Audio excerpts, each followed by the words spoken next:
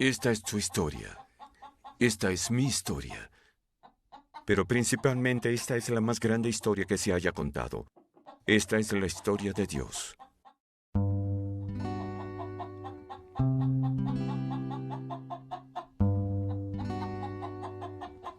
El ángel del Señor vino y se sentó bajo la encina que estaba en Ofra, la cual pertenecía a Joás, del clan de Abiezer. Su hijo Gedeón estaba trillando trigo en un lagar para protegerlo de los medianitas.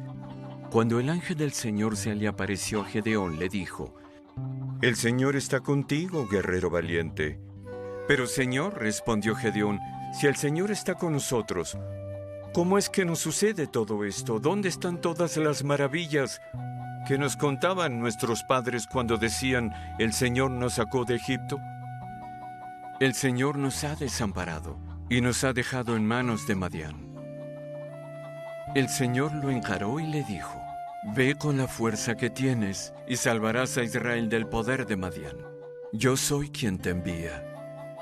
«Pero Señor», dijo Gedeón, «¿cómo voy a salvar a Israel? Mi clan es el más débil de la tribu de Manasés, el insignificante de mi familia».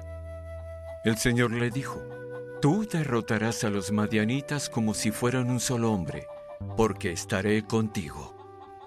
Sesión 8. Unos pocos hombres buenos y mujeres.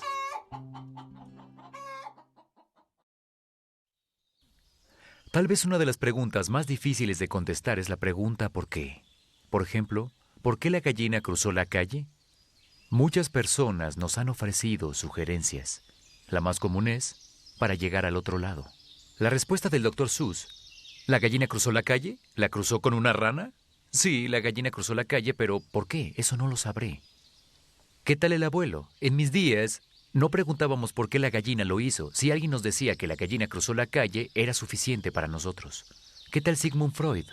El hecho de que a todos les incumba que la gallina cruzó la calle revela su inseguridad sexual interior. Albert Einstein: ¿la gallina cruzó la calle o la calle se movió debajo de la gallina? En la Biblia: «Y Dios bajó de los cielos y le dijo a la gallina, debes cruzar la calle. Y la gallina cruzó la calle y hubo un gran regocijo». Pero mi favorita es la de un tejano, para probarle al armadillo que podía hacerlo. Si el armadillo no te es familiar, para él es verdaderamente difícil cruzar la calle. Cuando se asusta por el sonido de un auto que se avecina, da un brinco hacia arriba, la cual no es exactamente la dirección correcta en estas circunstancias. Un día un ángel visita a un granjero llamado Gedeón y le dice: «El Señor está contigo, guerrero valiente». Gedeón está impresionado con el comentario y pregunta por qué. Y dice: «Señor, supongo que esa es la manera amable de hablarle a un ángel. Si el Señor está con nosotros, ¿cómo es que nos sucede todo esto? ¿Dónde están todas las maravillas que nos contaban nuestros padres cuando decían, el Señor nos sacó de Egipto? La verdad es que el Señor nos ha desamparado y nos ha entregado en manos de Madián». En la historia secundaria parece que Dios ha trabajado milagrosamente para llevarlos a la tierra de Canaán y ahora los ha abandonado. ¿De qué está hablando Gedeón? Bueno, unas personas paganas llamadas los madianitas han oprimido a Israel durante 7 años. De hecho, cuando el ángel fue a visitar a Gedeón, él estaba escondido en un viñedo trillando trigo para que los madianitas no llegaran a robárselo, así como a un abusivo le quita el dinero del almuerzo a un niño inocente. Esto ha sucedido durante 7 años y Gedeón le estaba haciendo la pregunta ¿por qué? Al Señor. Esta no era la única vez que habían oprimido a Israel desde que ocuparon la tierra de Canaán. Durante un periodo de 330 años, fueron oprimidos por una de las naciones paganas cercanas. Los mesopotámicos, por 8 años. Los moabitas, por 18 años. Los cananeos, por 20 años. Los madianitas, por 7 años. Los amonitas, por 18 años. Los filisteos, por 40 años. Para un total de 111 años. Gedeón, y estoy seguro que muchos otros en Israel, asumen que Dios los ha abandonado sin razón aparente. Pero Dios no lo veía así desde la historia primaria. Esta es la respuesta a ese por qué.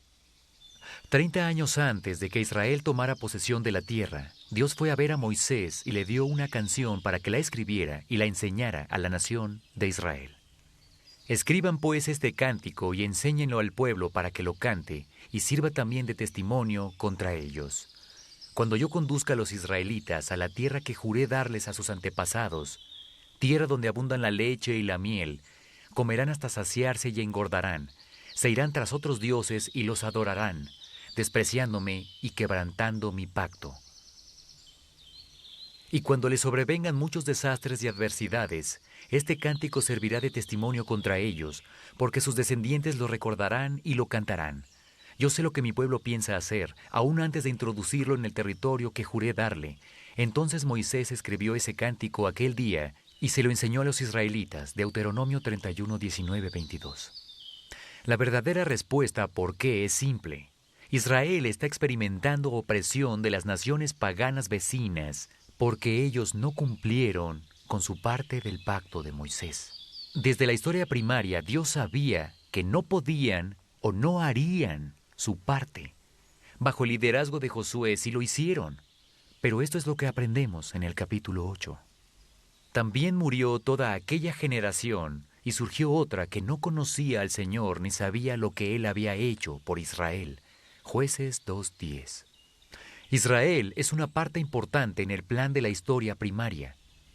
A través de ellos, Dios va a revelar su presencia, su poder y su plan para recuperar a la gente. Pero nos dicen una y otra vez que ellos hicieron el mal a los ojos del Señor. Israel está masivamente distorsionando la identidad de Dios y lo hermoso que funciona la vida cuando Dios está en el centro de nuestras vidas. Dios les advierte que se verá obligado a disciplinarlos o al menos a quitarles su mano de protección. Por eso tienen los problemas que tienen. Las 6 veces que pasa esto, vemos un patrón, un ciclo. Primero, Israel peca. Segundo, Israel es oprimido por una nación vecina. Dios nos dice que Él va a usar esto para probar si van a mantenerse en los caminos de Dios o no. Con el tiempo, Israel implora la ayuda del Señor. Al final se arrepienten, aceptan el error de sus caminos. Cuando esto pasa, Dios levanta un juez que los libere. Una vez libres, el ciclo comenzará de nuevo. Por eso el ángel visita a Gedeón. Gedeón había sido seleccionado por Dios para librar a Israel de la opresión de los madianitas. Cuando Gedeón se percata de que fue elegido como el guerrero poderoso de Dios, pregunta: ¿cómo voy a salvar a Israel? Mi clan es el más débil de la tribu de Manasés y yo soy el más insignificante de mi familia. Como ya hemos visto antes, con Abraham y Moisés, Dios en general selecciona al candidato menos adecuado para llevar a cabo el plan de la historia primaria. ¿Por qué? Porque cuando se lleve a cabo, todos sabrán que fue Dios y tal vez regresen a Él. Pero Dios dejará claro que todo está contra su equipo. Dios le dijo a Gedeón que los 32,000 soldados disponibles eran demasiados. Cuando ganen, se podría pensar que lo hicieron con su propia fuerza. Así que a través de un proceso creativo de eliminación, todo el ejército se reduce a 300 hombres. 300 soldados se presentarán contra los poderosos madianitas, cuyos camellos no podían ser contados, igual que la arena a la orilla del mar. Para empeorar las cosas, Dios le dijo a Gedeón que llevara jarras de arcilla con linternas dentro y trompetas como armas de guerra. Llegó la noche de la batalla. Los 300 soldados rodearon el campamento de Madián, que estaba en el valle, y todos a la vez, bajo el mando de Gedeón, rompieron las jarras de arcilla para exponer la luz que había adentro y luego sonaron sus trompetas. La historia nos cuenta que los madianitas se despertaron y pensaron: si tienen tantos trompetistas, piensa cuántos soldados tendrán. Y en la desesperación se mataron unos a otros, y los israelitas tuvieron éxito. Una cosa más. Cuando rompieron las jarras de arcilla, Gedeón le pidió a los hombres que gritaran: desenvainen sus espadas por el Señor. No había espadas, pero había mucho del Señor. Cuando los madianitas dijeron: de ningún modo, no hay forma de que Israel pueda vencernos, Israel les contestó: con el Señor. ¿Por qué la gallina cruzó la calle? No estoy seguro. Yo tengo más la filosofía del coronel Sanders. ¿Qué? ¿Me perdí de algo? Pero conozco la respuesta a la pregunta de por qué de Gedeón, ya que lo mismo es verdad en nuestras vidas hoy. Como cristianos nos metemos en todo tipo de problemas porque deseamos vivir la vida como queremos, no como Dios quiere. Pensamos en la historia secundaria que Dios nos abandonó, que nos dio la espalda, pero en la historia primaria, Dios está esperando que regresemos. Sus brazos están muy abiertos y dice, yo te acepto de nuevo. Es lo que Primera de Juan nos dice. Si confesamos nuestros pecados, Dios, que es fiel y justo, nos los perdonará y nos limpiará de toda maldad. Primera de Juan 1:9. Y cuando los demás piensan que estamos acabados y sacuden la cabeza y dicen de ningún modo, los miramos directo a los ojos y gritamos, ¡con el Señor! Discusión del DVD. Por favor, ve a la página 53 de tu guía del alumno y discute el video que acabas de ver.